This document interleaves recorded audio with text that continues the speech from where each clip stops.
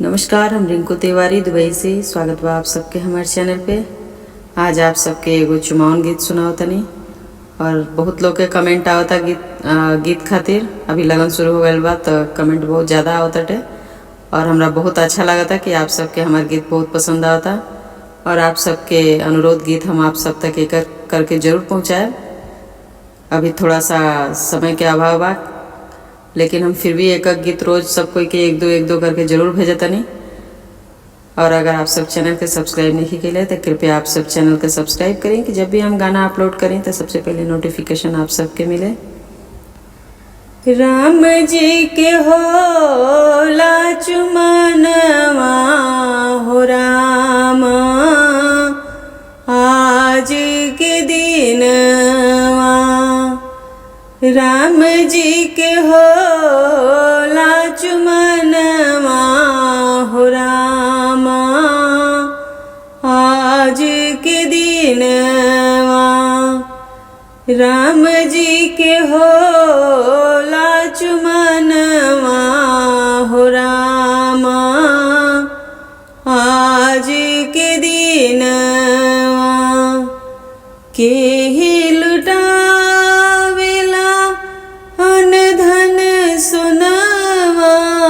के ही लुटावेला अन धन सोनवा,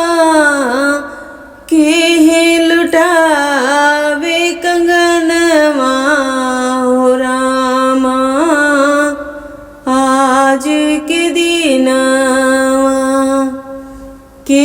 ही लुटावे कंगनवा हो रामा, आज के दिनवा राम जी के होला चुमनवा हो रामा, आज के दिनवा राम जी के होला चुमनवा हो रामा, आज के दिनवा राजा लुटाविले अन धन सोनवा, राजा लुटाविले अन धन सोनवा, रानी लुटावे कंगनवा हो रामा, आज के दिनवा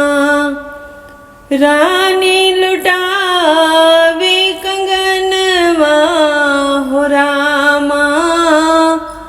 आज के दिनवा राम जी के होला चुमनवा हो रामा, आज के दिनवा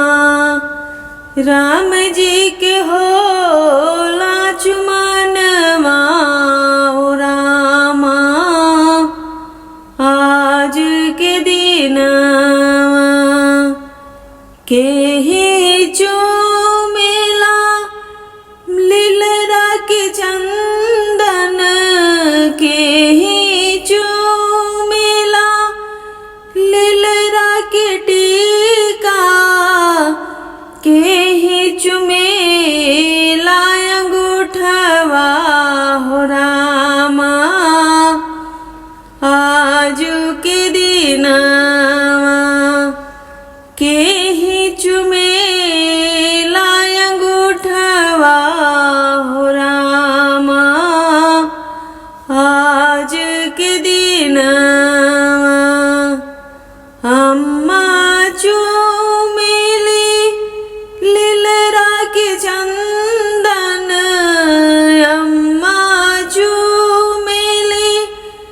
लीलरा के टीका, चाची चुमेली अंगूठवा हो रामा, आज के दिनवा भाभी चुमेली अंगूठवा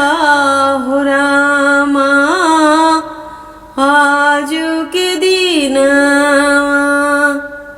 राम जी के होला चुमानवा हो रामा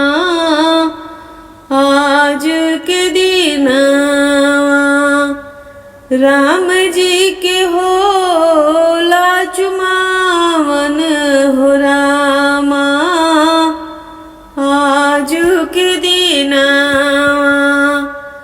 राम जी के हो